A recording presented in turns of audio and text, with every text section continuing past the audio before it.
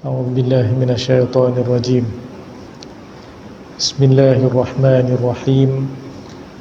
السلام عليكم ورحمة الله وبركاته. إن الحمد لله تعالى نحمده ونستعينه ونستغفره ونعوذ بالله من شرور أنفسنا ومن سيئات أعمالنا. من يهده الله فلا مضل له ومن يضلل فلن تجد له وليا مرشدا. وأصلي وأسلم على سيدنا محمد صلى الله عليه وسلم إمام المصلحين وسيد المجاهدين وعلى آله وصحبه أجمعين. أما بعد. Fadil Tuan Nazir, Tuan Imam, Ahli Jawatan Kuasa Masjid, tuan-tuan dan puan-puan muslimin dan muslimat, orang-orang alim yang dirahmati oleh Allah Subhanahu wa ta'ala sekalian. Pertamanya kita merafakkan syukur kepada Allah Subhanahu wa ta'ala di atas segala nikmat yang Allah berikan kepada kita. Alhamdulillah, kita juga bersyukur kepada Allah Subhanahu wa ta'ala yang masih panjangkan umur dan usia kita sehingga saat dan ketika ini dalam keadaan sihat walafiat. Malam ni kita masuk tanggal 5 hari bulan Rabiul Akhir 1443 Hijrah. Kita berdoa kepada Allah Subhanahu wa ta'ala agar segala amal soleh yang kita kerjakan sebelum ini semuanya diterima oleh Allah Subhanahu wa ta'ala. Allahumma amin. Kita juga berdoa kepada Allah Subhanahu wa ta'ala agar terus diberikan kekuatan untuk istiqamah melakukan segala yang disuruh oleh Allah ta'ala, tinggalkan segala yang dilarang oleh Allah Subhanahu wa ta'ala. Bersolawat ke atas junjungan besar Nabi Muhammad sallallahu alaihi wasallam, amalan-amalan sunat dan segala perkara yang makruf kebajikan insya-Allah. Kita juga terus berdoa dan bermunajat kepada Allah Subhanahu wa taala agar wabak Covid-19 segera diangkat oleh Allah Subhanahu wa taala. Allahumma amin. Sebelum kita sambung pengajian yang lalu, yang terakhir pada 9 ataupun 8 hari bulan 9 2020. Jadi walaupun kita telah tinggalkan bulan Maulid Ar-Rasul sallallahu alaihi wasallam, iaitu bulan Rabiul Awal, tetapi sepatutnya kita terus belajar dan juga menggali ilmu yang berkaitan dengan diri Nabi Muhammad sallallahu alaihi wasallam, supaya perasaan cinta dan kasih kepada Nabi sallallahu alaihi wasallam itu terus subur dan berkembang dalam diri kita. Sesungguhnya baginda Nabi sallallahu alaihi wasallam adalah yang terpilih daripada sekalian yang terpilih daripada keluarga dan keturunan yang mulia.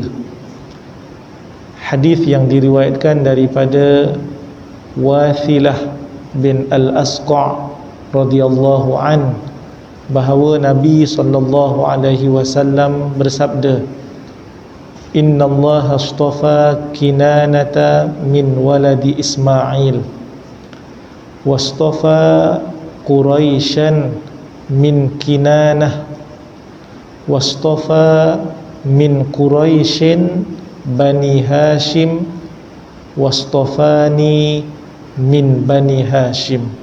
Hadis dalam Sahih Muslim. Sesungguhnya Allah Ta'ala telah memilih Kinanah daripada anak-anak Nabi Ismail alaihi salam. Daripada Kinanah pula Allah Ta'ala telah memilih Quraisy dan daripada Quraisy Allah Ta'ala telah memilih Bani Hashim, dan daripada Bani Hashim Allah Ta'ala telah memilih Nabi Muhammad sallallahu alaihi wasallam. Manakala di dalam Sunan At-Tirmidzi, Al-Muttalib ibn Abi Wada'ah meriwayatkan hadis, satu hari Nabi SAW berdiri di atas mimbar, kemudian bertanya kepada para sahabat, "Man ana?" Siapakah aku? Nabi tanya kepada para sahabat. Qalu, para sahabat menjawab, "Anta Rasulullahi alaikas salam." Engkau adalah pesuruh Allah, Rasulullah, ke atas engkau salam dan sejahtera. Qal, Nabi SAW pun bersabda, "Ana Muhammad ibn Abdullah ibn Abdul Muttalib. Innallaha khalaqal khalqa faja'alani fi khairihim firqah." Aku, Nabi kata sallallahu alaihi wasallam, adalah Muhammad bin Abdullah bin Abdul Muttalib. Sesungguhnya Allah Ta'ala telah menjadikan makhluk dalam kalangan manusia, faja'alani fi khairihim firqah, dan Allah Ta'ala telah jadikan aku, Nabi kata, dalam kalangan kumpulan yang terbaik.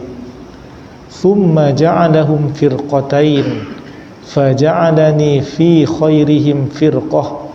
Thumma ja'alahum qabail faja'alani fi khairihim qabilah. Thumma ja'alahum buyuta faja'alani fi khairihim baita wa fi khairihim nasaba. Kemudian Allah Ta'ala telah jadikan mereka manusia dalam dua kumpulan yang besar, firqatain.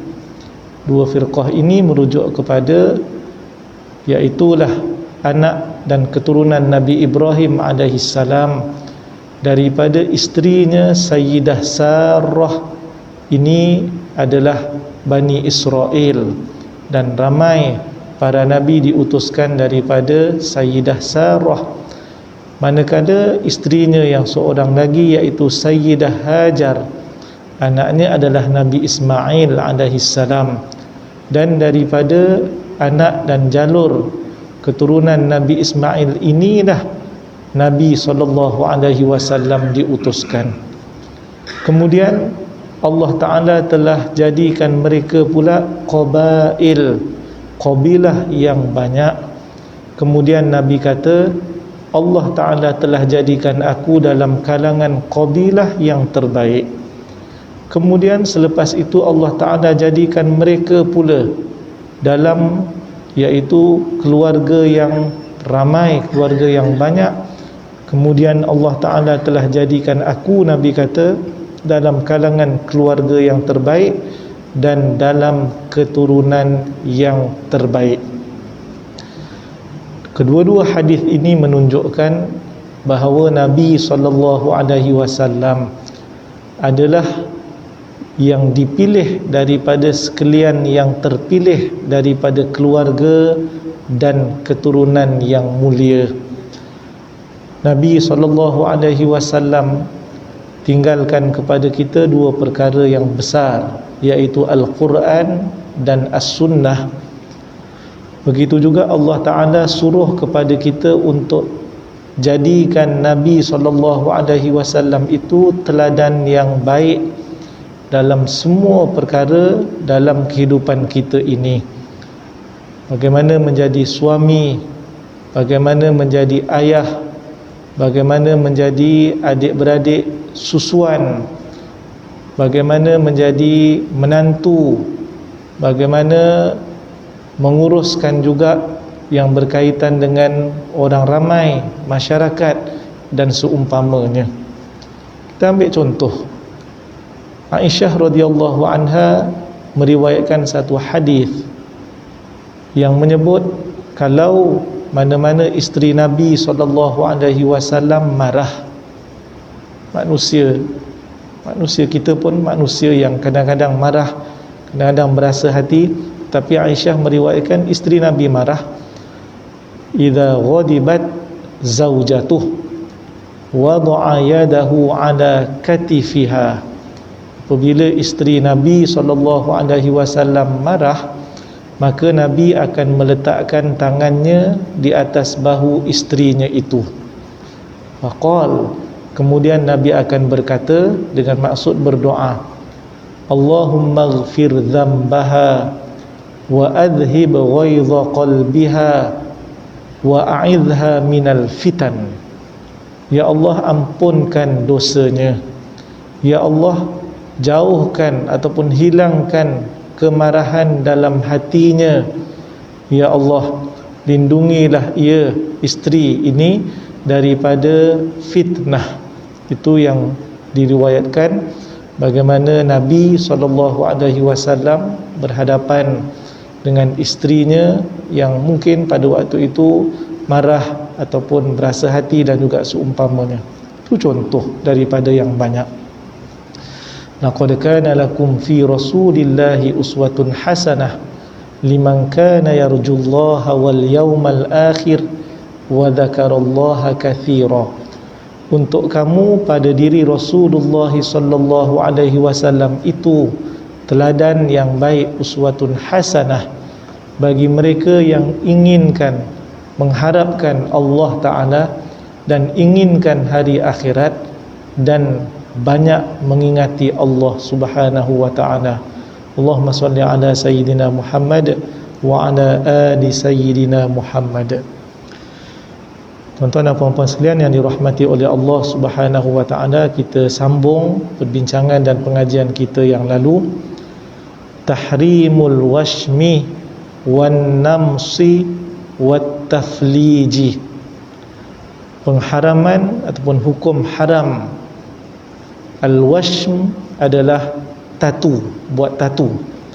Wan nams, an-nams ini adalah mencabut bulu yang berada di wajah ataupun di muka kita. Dan yang ketiga adalah mengikis gigi, nak bagi jarak. Ini tajuknya. Pengarang mula mendefinisikan ketiga-tiga perkataan itu. Yang pertama, al-washmu huwa an tugharriza ibrah au nahwiha fi dhahril kaffi, iaitu perbuatan seseorang memasukkan jarum, cucuk jarum ataupun yang seumpama dengannya. Seumpama dengannya apa-apa saja yang tajam lah, jarum ataupun apa saja yang tajam. Namanya mungkin pelbagai, peniti ataupun seumpamanya. Sama ada di tapak tangan ataupun di wajah, muka, ataupun di bibir, ataupun selain daripada tempat-tempat itu, minal badan, iaitu daripada tubuh badan seseorang. Dicucuk hatta yasilad dam, sehinggalah darah mengalir, darah tu keluar. Kemudian akan, ni proses ini manual lama punya dah ni. Kemudian akan disumbat, yuhsha, akan disumbat tempat yang dicucuk tadi, tempat yang dicucuk keluar darah dengan alkohol. Alkohol, spirit lah, kita kata macam spirit ataupun alkohol ataupun yang seumpama dengannya, maka akan menyebabkan di tempat itu warna berubah. Dulu akan jadi warna hijau. Sekarang ni kalau tuan-tuan tengok, mungkin tengok TV ataupun seumpamanya, ataupun mungkin kita pernah terserempak dengan orang yang bertatu, tu ada pelbagai warna kan, ada merah, ada biru ataupun seumpamanya. Itu dipanggil al-washmu di dalam bahasa Arab. Seterusnya an-namsu, alif lam nun mim sad, an-namsu, iaitu natfus sya'ri minal wajhi, mencabut bulu yang berada di muka. Cabut bulu yang berada di muka. Apa-apa yang maknanya Allah takdirkan di atas wajah kita itu ada bulu, ini kalau dicabut dipanggil an-namsu, cabut ya. Kemudian yang ketiga adalah at-taflij. At-taflij saya sebutkan tadi kikis gigi, tetapi apa yang pengarang sebut kat sini, tafriq ma baina thanaya war-rubaiyat minal asnan, iaitu merenggangkan di antara gigi ats-tsanaya, ini gigi taring, dengan gigi hadapan. Ar-rubaiyat merujuk kepada dua gigi atas dan bawah, itu rubaiyat. Ats-tsanaya tepi yang tajam, taring. Direnggangkan di antara dua jenis gigi ini bil mubarrad.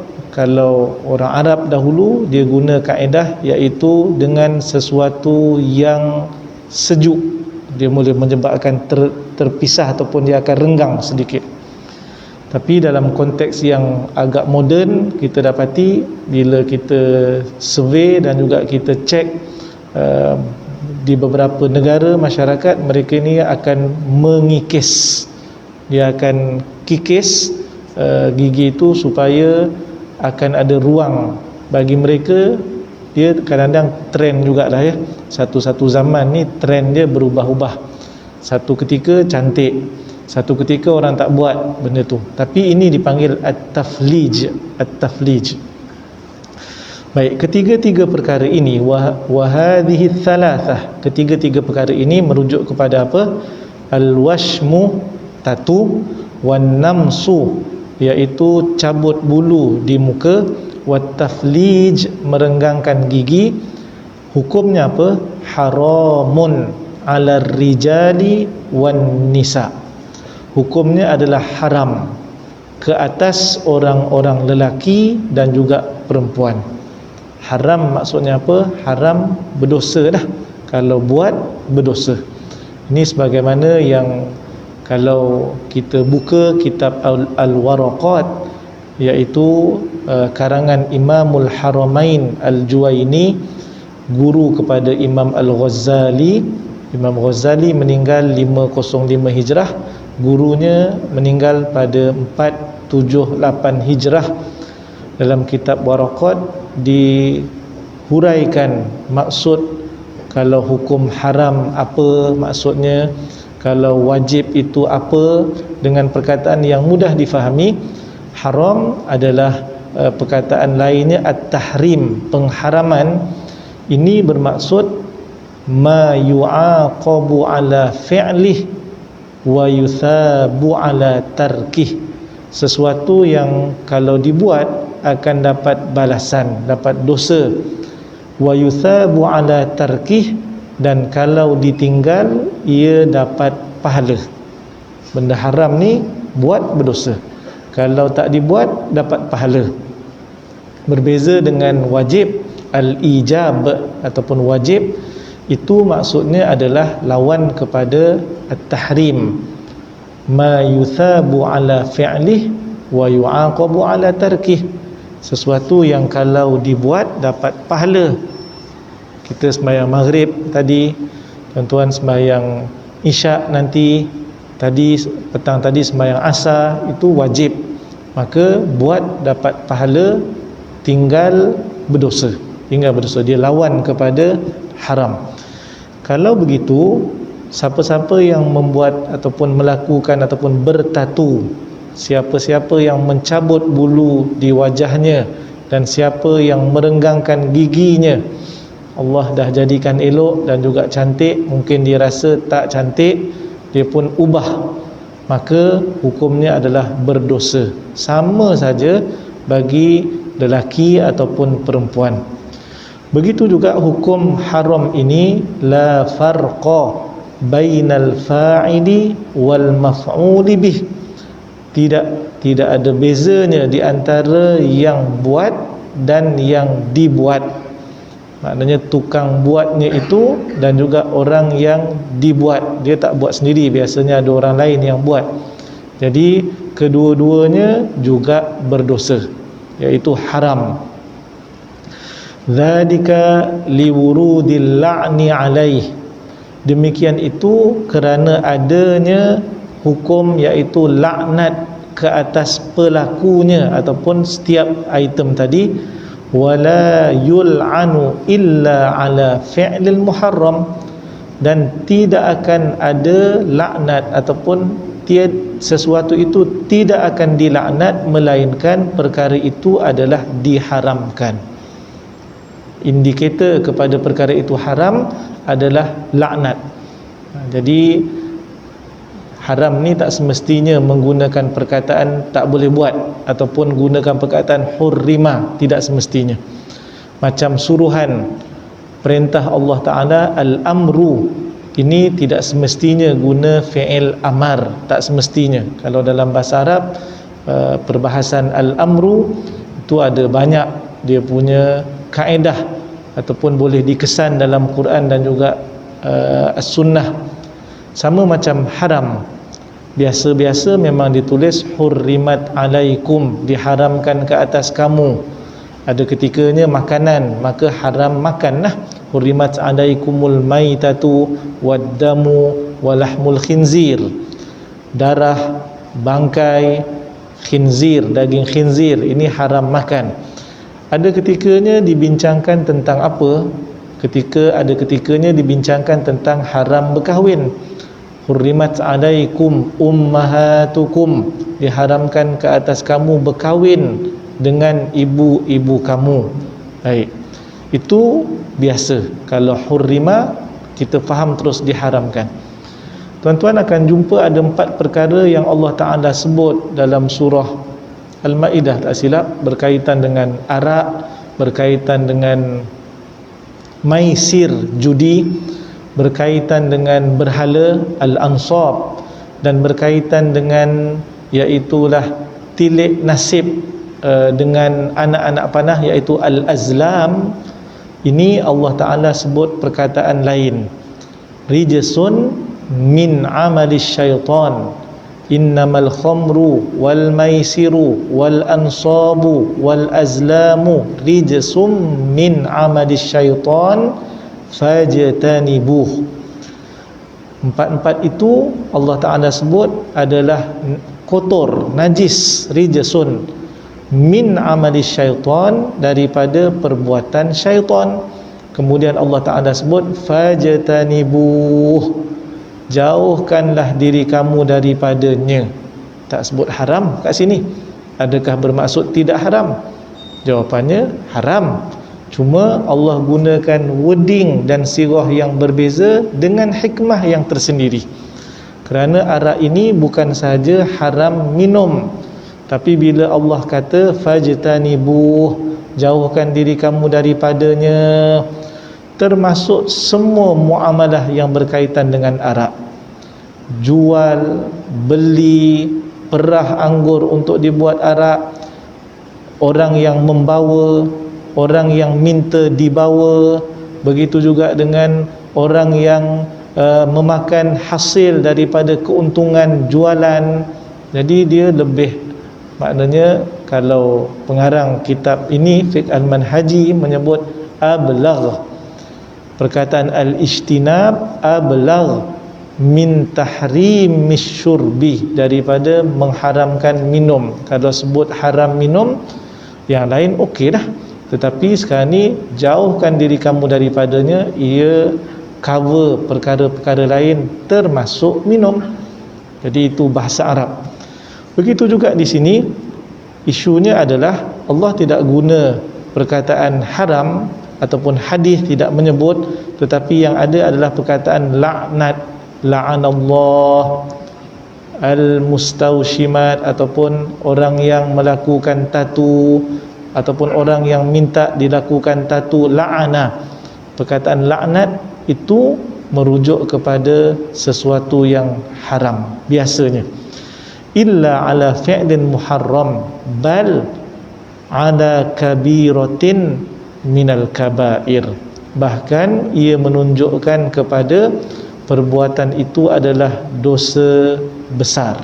Kabirah minal kabair, daripada dosa-dosa besar.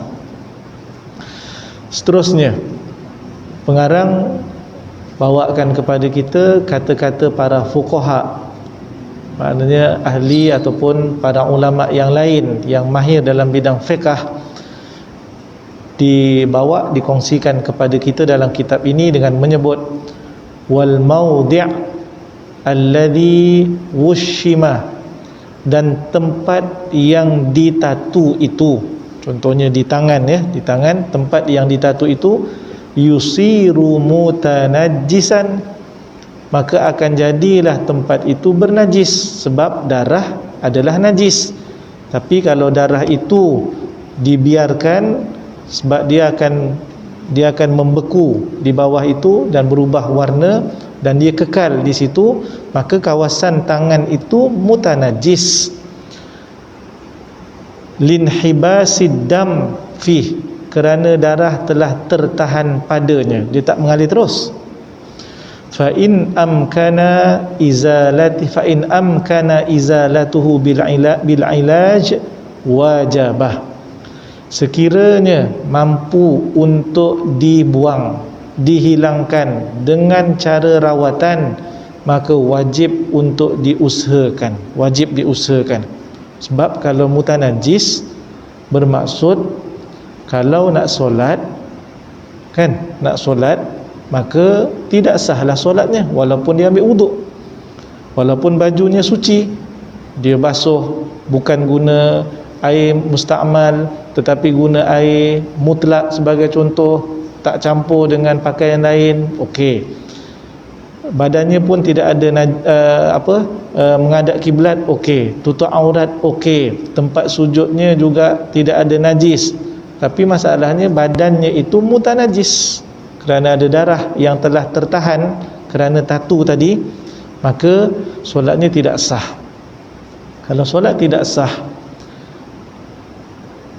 dia masih menanggung kewajipan, sebab itu wajib untuk dihilangkan sekiranya boleh. Kalau tak boleh, wa illam yumkin illa bil jurhi, sekiranya tak boleh dihilangkan melainkan dengan kecederaan yang akan berlaku, fa in khifa minhu hudutsu dararin, dan dia takut pada waktu itu berlaku mudarat, au aibin fahishin, ataupun akan berlaku keaiban yang teruk, kecacatan yang teruk, mungkin terpaksa dibuang kulitnya dan akan jadi, ialah ada setengah-setengah tu dia punya tatu bukan di tangan, kan, tangan pakai baju, kalaupun tak apa cantik, lepas dibuang okey, tetapi kalau di muka macam mana? Jadi ini menyebabkan keaiban yang melampau. Pada waktu ini disebut seperti muka, tapak tangan dan selain daripadanya, maka tidak wajib untuk dihilangkan. Kalau ada mudarat, ada keaiban, tak wajib dihilangkan, memadai dengan bertaubat supaya gugur dosa itu. Apa yang ada tak boleh hilang tu, maknanya mudah-mudahan Allah Ta'ala terima ibadahnya. Wa illam yakhif syai'un min dhalika, tetapi kalau tidak ada kebimbangan, tidak ada rasa takut sedikit pun daripada apa yang disebutkan tadi, lazima izalatuhu, wajib untuk dihilangkan, wa ya'si bi ta'khirihi, dan dikira melakukan maksiat kalau dilewatkan untuk menghilangkan tatu itu. Jadi ni cerita kalau nak, maknanya kembali ke pangkal jalan dan seumpamanya, benda tu biasanya sukar untuk dihilangkan. Jadi kita doakan sahabat-sahabat kita, kawan-kawan kita yang kembali ke pangkal jalan, apa yang mereka dah usahakan, kita jangan pula pandang serong, jangan pula kita kata macam-macam, jangan pula kita pelik, ada orang pakai tatu datang sembahyang kat masjid kita ni. Jadi tuan-tuan sekalian, itu jangan kita pelik. Kalau orang ada tatu sembahyang, okey lah. Yang tak okeynya yang tak ada tatu tak sembahyang. Sepatutnya begitu. Jadi dia mungkin bertaubat, memang dah tak boleh nak dihilangkan melainkan mudarat yang teruk, maka ini dimaafkan, mudah-mudahan Allah terima insya-Allah.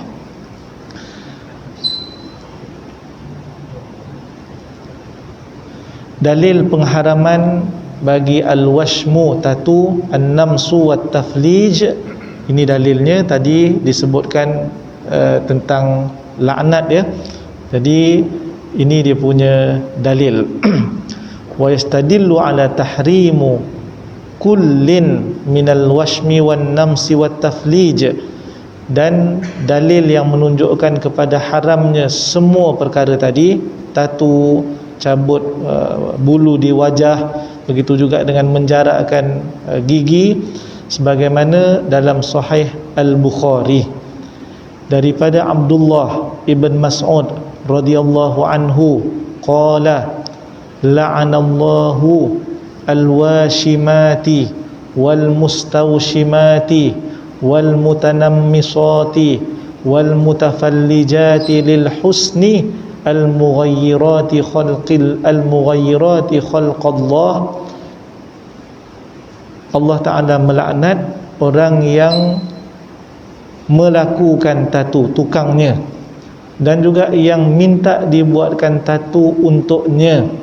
Begitu juga dengan orang-orang al-mutanammisat, orang yang mencabut bulu di wajahnya, dan orang-orang yang menjarakkan giginya untuk kecantikan, kerana ia adalah mengubah kejadian Allah Subhanahu wa ta'ala.